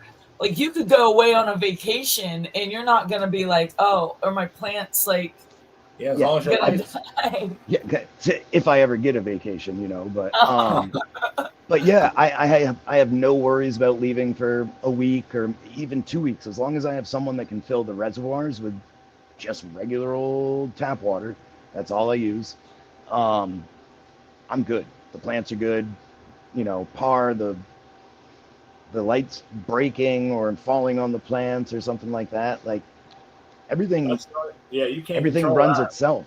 Yeah, everything runs itself. No, I'm gravity fed on the blue mat systems, which I think is really optimal.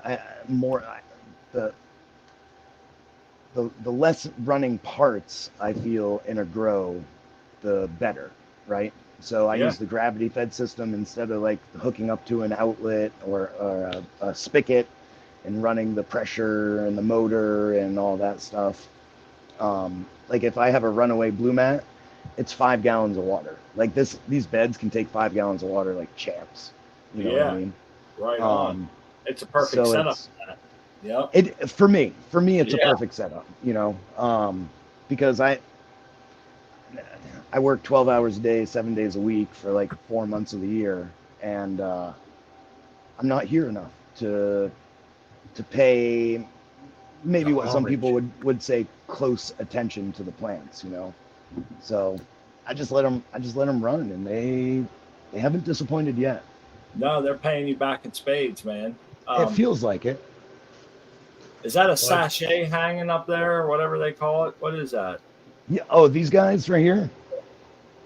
Yeah, those were some mites. I don't remember which ones they were. Cucumaris, or it might have been the Scidiolalaps, right? Okay. Hyposis miles, what I think they were called before. I see your Latin is about as good as mine. Yeah, right. I didn't learn too much of that in school, but bed, man. Those are some vicious stacked plants, man. I really like the Yeah.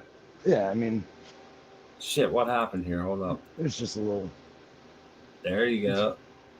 just one little branch, that's probably going to end up being dried. I don't know, Yeah. probably over a quarter, over maybe a half ounce or so. So, You ever make mean, seeds, Bob? You ever make your own seeds? you know what? I did last year for the first time, on purpose, I'll say. And, It's always good when it's all. yeah. So I had a bunch of clones from that Tony had sent me, a bunch of breeder clones.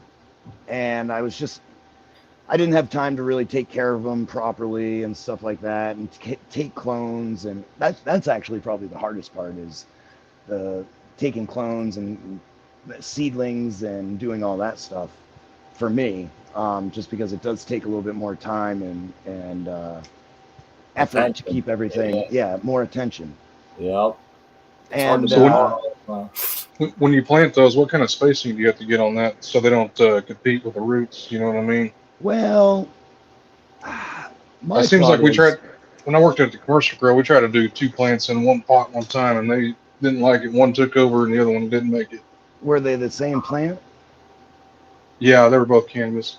Yeah, no, no, but I mean, were they the same? No, I mean they were. Yeah, they were the same string. Yeah. I haven't really found anything that I've done has been too close. Like, I don't know, these are probably, maybe there's 6 plants in here. So I don't know, they're probably a foot widthwise and probably 2 feet, the other way. But each one has 30 gallons of soil in there too, Pot size is a big factor there. Yeah, it is. I mean, the roots are definitely not going to fill up the whole beds. I could probably put 16 plants in here, and and I have. And the root balls usually end up being quite small, but the tendrils, the offshoots are like all over the place. So it's, I don't know. I haven't noticed too much competition between the plants. So maybe I've been lucky. I don't know. I like 12 inches, personally. Keep it. It's a family. Oh, okay. I see what you're saying. I got you. Yeah, 12 inches. Hey, what did I start here? In one 30 gallon, you can get away with 3 plants. Okay. And I almost feel as well. The plants seem to fare a little bit better towards if you're in a bigger pot. The outside towards the edge of towards the edge of the bed or the edge of your pot is where you're going to get more of that oxygen-rich environment. In my opinion, it gets more dry back, should I say? Yeah, definitely. The edges get definitely 100% more dry back. The way I have my blue mat tape, which is basically like a little soaker hose, I have it going around the edge so that I try and keep the edges as moist as possible. Yeah, I don't, and when I've been growing since 2001. And I was always growing organic, but I was always growing in pots and stuff. And finally, Blue of Green Tank, I hadn't grown for a couple of years, starting a family. It was illegal, blah blah blah. Girlfriend was like, meh, meh, meh, meh.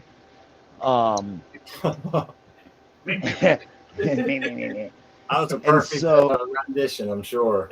Yeah, and so when I started growing again, my buddy Blue, he brought me over to his house and he showed me his 50, what was it? I think they're like 18-gallon containers, right? That he turned into living soil containers. And I was dumbfounded. I was like, I could have been doing this the whole time. You know how much soil I threw away thinking that it was spent? You know what I mean? I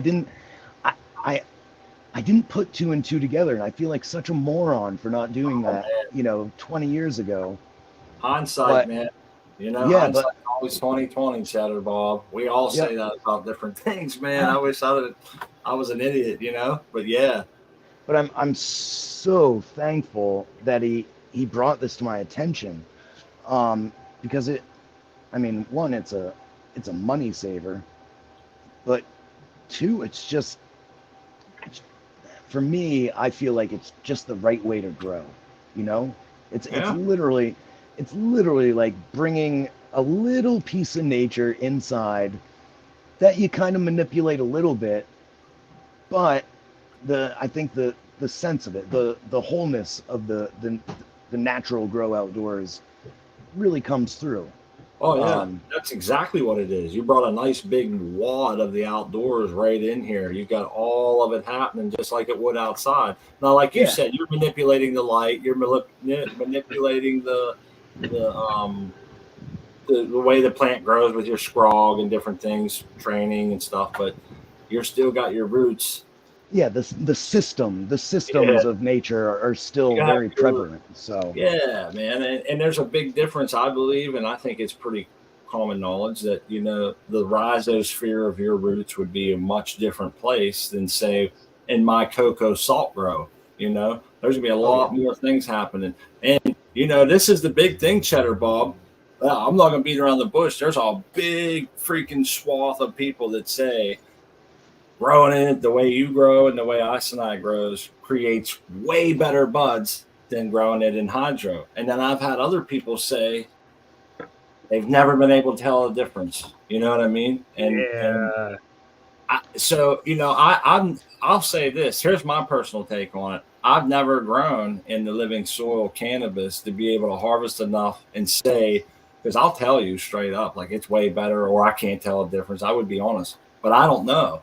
I only know my way, Yeah, I'm with Smot. I don't know, but you can hit me up on Instagram. That's Crispy Wannabe, and send me buds. I'm willing to see if I can tell a difference. I'm willing to smoke it and tell you my honest opinion. If I can tell a difference, which is better, hit me up. Instagram, Crispy Wannabe. Thank you. Blind taste test. I'll go for it. Well, as soon as PA gets their head out of their ass, you guys you'll be able to run a side by side, and you'll be able to have all that stuff. You won't have to just choose one way. Well, it's been told to me by people, and a lot. This is something that always surprises me too in our community, that a lot of soil growers totally dismiss science. Period. They just don't want to. No, I don't believe it. Whatever. And I'm not saying all of them do, but I think they miss the fact that there's a big swath of science called soil science, and it's very important, and it's why we know what we know about soil and living soil and shit today. But people that have told me that once you get down to a chelated size nutrient that the plant is uptaking, it doesn't really know whether it was chelated by nature or not. Now, that's where the guys for their soil come running like, nah, that's bullshit. There's so many things going on that they can't test for. And I'm with it. I'm not here to say any different. I've just got to see for myself because I'm curious now. You know what I mean? Enough people that I know and respect say that it's better. And I'll say this. When I grow tomatoes outside my living soil that we made out there with worms all through it and shit, they're way better in the store. Yeah. So I don't know. So for me, go ahead, Isani. Right. I'm just going to say that the stuff that you buy in a bottle is very limited. Right. You've got the essentials, what they call the macros and the micros. Yeah. But with the rhizosphere and your microorganisms, they produce a whole chemical phytonutrients and stuff that you're not going to find in bottles. We can't even synthesize half the stuff that's going on in that rhizosphere. And the plant is using these ascending signals, creating, opening pathways, shutting down pathways, and whatever. And you're not going to find that in a bottle. You're never going to find it. That's where the soil, the living soil, is gonna smash. I don't care. It might smell the same. It might taste it tastes just as good, but I bet it doesn't measure up under nutrient. If you was to test it like you would a piece of food, it wouldn't be as nutrient dense. Yeah, I would absolutely agree with that. People often say, like, you couldn't tell the difference if someone laid down buds and someone smoked it. You couldn't tell the difference if it was grown in one or the other. But I guess part of it, the way I see it is if you lay down a bud in front of me and it's fire. I'm going to tell you, it's fire. And I'll say this: I know for a fact my wife and I have grown some great cannabis in our method, and in no way am I doubting that someone can't get cocoa and salts and grow some freaking fire, guys. But I want to see. I got to get into this soil game, man, because I'm one of them hardheads. You know, I got to see for myself. I don't doubt it, and I think the science is there to somewhat back some of it up. But I don't know if 100% it's there. You know, the big it's like thing with soil. Sorry, it's Chet Bob. I didn't mean to cut you off. I'll just quickly, if you're going to go to soil, the only thing I would say is concentrate on is the microorganisms. Like I originated just with the worms, concentrated on feeding them worms, and that was it. Just putting cardboard on top of my pots and putting scraps down essentially, and making sure the worms were happy. And that just continued and rocked forever. You know, and I could have continued and got away with that, just feeding the worms, and the worms will feed the rest. okay. You know, but Your takeaway, Ice and I's takeaway, is that soil's inferior and salts always rule. Woo! No, just kidding. Just kidding. No. I got an opinion on this. No, this is great opinion. conversation. Someone said in the chat, I can't believe it. The salt guys and the soil guys cutting it up. This is priceless. This is what cannabis growing and cultivation should be about. Look at our buddy XYZ Vector. He's absolutely automated from top to bottom. And then you have the exact opposite here with Cheddar Bob. Yeah. And so it just goes to show that there's more than one way to skin a cat, and nobody's saying like, hey, you're doing it wrong. It's just like Cheddar said 5 times, for me, this is the best way to grow.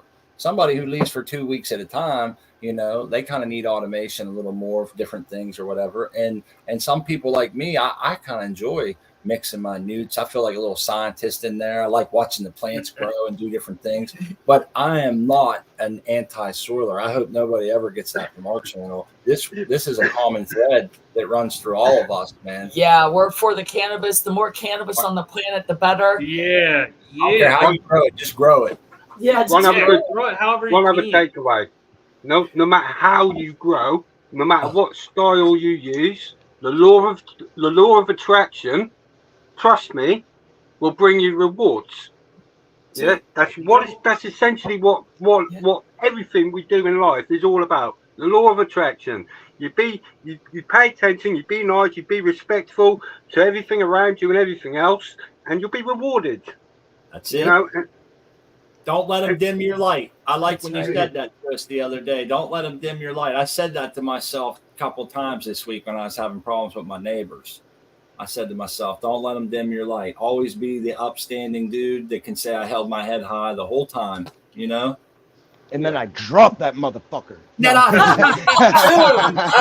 How's that feel stuck in your neck, motherfucker? Yeah.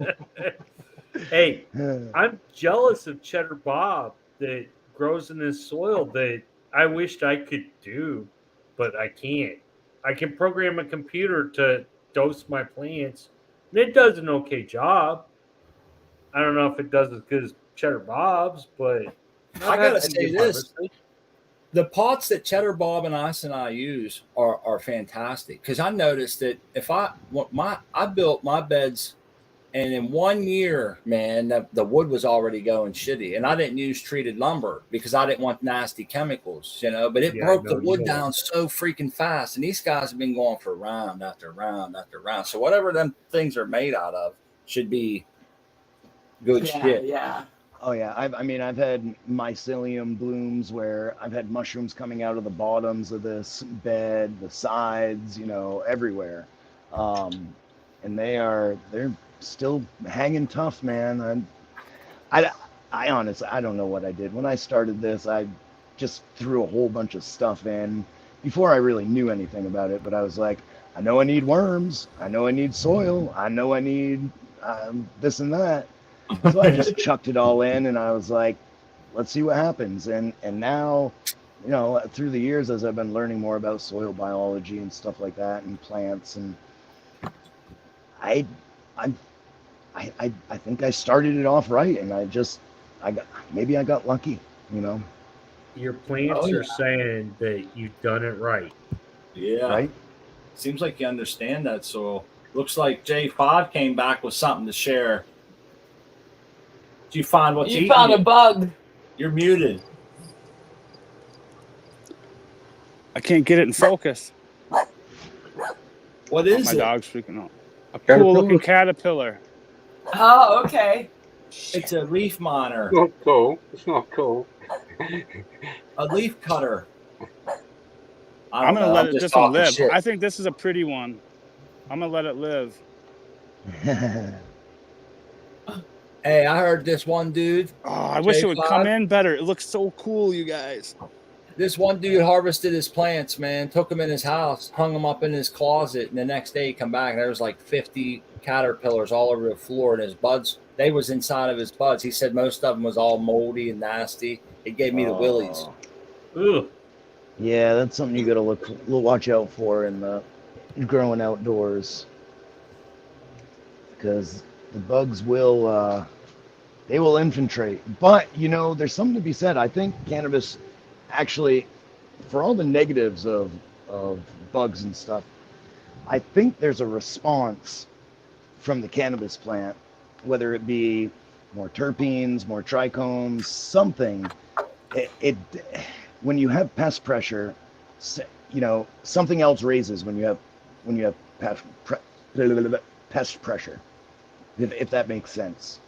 No, I've heard this before. Yeah. Hey, this is I have crazy, too. Cutter. I got to tell you this story, man, because I don't know how I feel about this. I'm not saying it's wrong, but check this out. A friend of mine took over a grow operation somewhere, and the guy that he replaced had told these people, and they got millions of dollars invested in this grow. And the people before him, the head grower, had told the owner that it's good to have thrips all through this building because your buds will be better. And this is a big commercial Yeah, bud. And I'm like, no fucking way, dude. That dude should have been fired as soon as that left his mouth, because that's a for profit grow. You don't want any of that shit in there. Now, I've heard Cheddar Bob say that. I've heard, I think Texas Weed Hopper said that he noticed when he had bugs, his buds seemed a little bit better.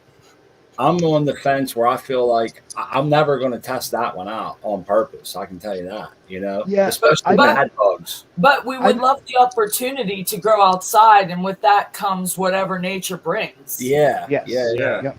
Absolutely. You know, I don't necessarily know if it's better buds or different buds, if that makes sense. Well, doesn't You know, that like- blow your mind that someone would recommend that to like a 10,000 plant grow or whatever? You know, I'm going to No, recommend. that's bad. That's bad. I have an opinion as well on this. Because it could overtake your plants and kill them all, man. It's just not it's no. Back in the What's your day, opinion, Ice and I?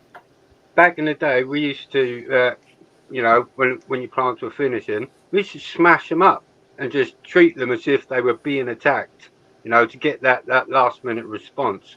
But in my opinion, it just makes your buds harsh, and you know that response puts a little bit of that flavour in your mouth. You're like, I'm not too sure, and I think it takes away from what you were actually trying to achieve in the first place. Maybe if you're growing something a bit like a sour and stuff, maybe you know that might complement it. But if you're going for something sweet and fruity, you don't want that stress response, because you're just going to get a bitter. I think when you give it that insect stress response, it gets bitter, in my opinion, rather than what maybe you were going for something a bit sweet and a bit fruity, candy, Yeah, whatever. and it would be interesting to know or to find out, like, what response is it? Is it throwing out more gas for different types of insects? You know, is there terpene that it'll develop for certain different insects? I would imagine it's whatever it's capable of producing. It's gonna it's gonna be a general sort of like pest response that it's learned and adapted over time. You know, and it's going to be a combination of this has worked this time, this has worked that time. I learned, or this didn't work. You know, generations and generations. But generally, I think they're all going to be fairly nasty enough to deter something, and that includes us. Yeah. Yeah. And hey, don't they? You know, this might sound weird and not really equate, but it just reminds me of. They say if you kill an animal and it's scared, its meat will taste different than if it doesn't know it's coming.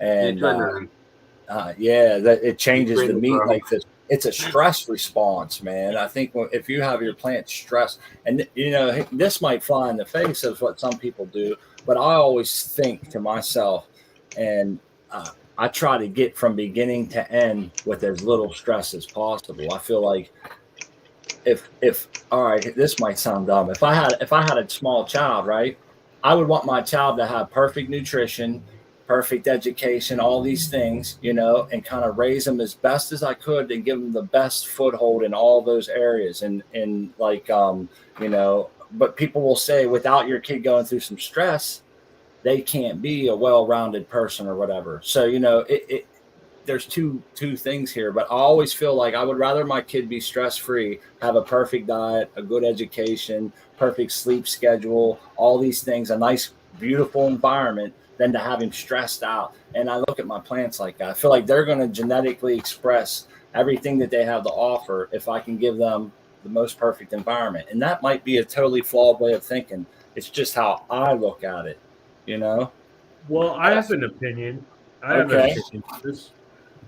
opinion is that during the formative years, you want to give them the best of everything you can possibly give them. Like in vegetative state, you want to water them perfectly. And then once they start getting later into flower, you want to salt them up a little bit. Like take some of the water back. Let them fight for water. Let them figure it out. Okay. I've gotten much better, much frostier buds out of that. Now, I'm not like drying them out to where they're like, oh, we don't have no water. Right. To hydrophobic or whatever. Yeah, but I do cut back on the water. I let them work a little bit harder for what they need because it's like a child. I've raised a child. First, I gave the child everything she needed. And then as she got older, I started taking some things away so she'd have to start earning them on their own. Fight for your own shit. Yeah, I got you. That's otherwise I'd have a child that would depend on me till I die. So what you're saying is she didn't have to fight hard for the right to party. Oh my goodness. Are you going to sing it? Until she got to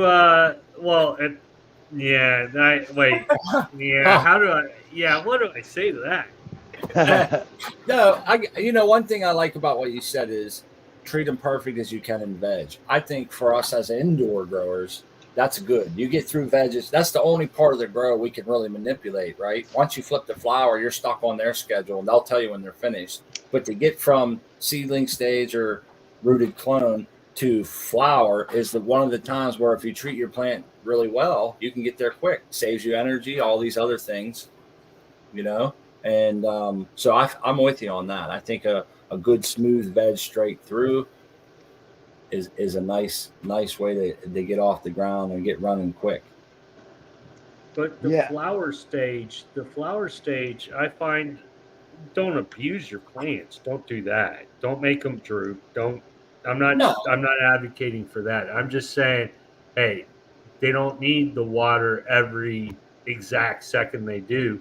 Yeah, maybe not test the runoff. You know, we don't test the runoff as much in flower, so it can get a little salty and shit from time to time. And there's been times where we had a few dry backs, and you know, I've had sick plants XYZ vector. Now this flies in the face of everything we know about the way our grow. We've had sick plants in like 1 gallon pots, and I wrote them off, throw them in the corner, and it was like, I'll get rid of that pot later. I don't feel like dealing with it now. 4 days later, the thing's bone dry, and the plant looks better than it ever had. This is true because and it come right back I've on it. gone We started in, like, watering it to just do the final deed of cutting them down and cleaning out the tent because, you know, like Smot said, we wrote them off days ago, and we just shut the tent. Now we're mourning.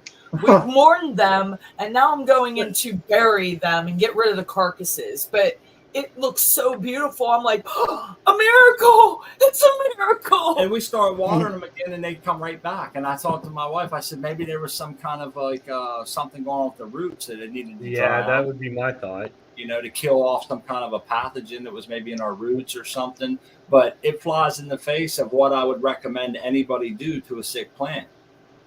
So go figure on that. That's why I say I'm never going to be hornswoggled into exactly one lane of how to grow. I think there's different aspects, and sometimes I get them just from my own watching plants.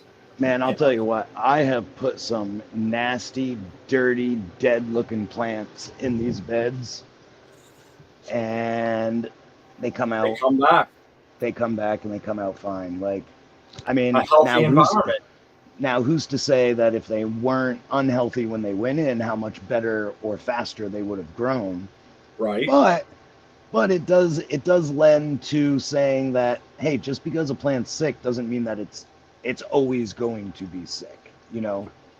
Right. They just need a little bit of time to adapt. That's all it is. Yep. See, I often tell people, like, people have asked me before, like, they're going to grow underneath their staircase in a closet. And they're like, I want to do soil. And I tell them I recommend against that. It's not because I'm anti-soil. It's because when you're in a closet that small, oftentimes your soils, you're limited by soil size. Yeah, you don't have enough volume. No, you can't put enough soil in there. And then when you do, you're only going to be able to put one or two plants in it. And then you're going to rely on those plants totally being good bud, not getting mold, all these other things. And I always tell them, in a small space, I recommend that you do sort of a hydro grow. You can get, then you're only limited by your canopy space. That ends up becoming your limiting factor, I guess, you know, because you can have small little pots in there and have a massively full thing, and all the way to if you want to take like Cheddar Bob, you would only be able to grow like one plant because you'd put 30 gallons in there to run from beginning to end, you know? Or you're prepared to do recharge more often. You can add things to those small pots in soil to keep things going. Mm-hmm. There's a significant amount of room for error with soil. You really gotta almost try to mess up the well, I'll say it again, the margin of error. You know, like you do one thing kind of wrong in a synthetic style grow, and you very well could have just killed your entire plant, your entire crop, you know. But with soil, if you mess up, if you overwater, you can dry back. If you I don't even want to say over fertilize the soil, but I think it was just because like there's a buffering there. There's like a buffer. And that's a great point. I mean, that's part of the not that you want to overdo things, because that I'm sure is going to mess up all kind of things for your microorganisms, and that could work against you. But yeah, it's a good way to have a safety net there a little bit. But you know, it's all about your position in life. You know, do you have the space? Do you have the time?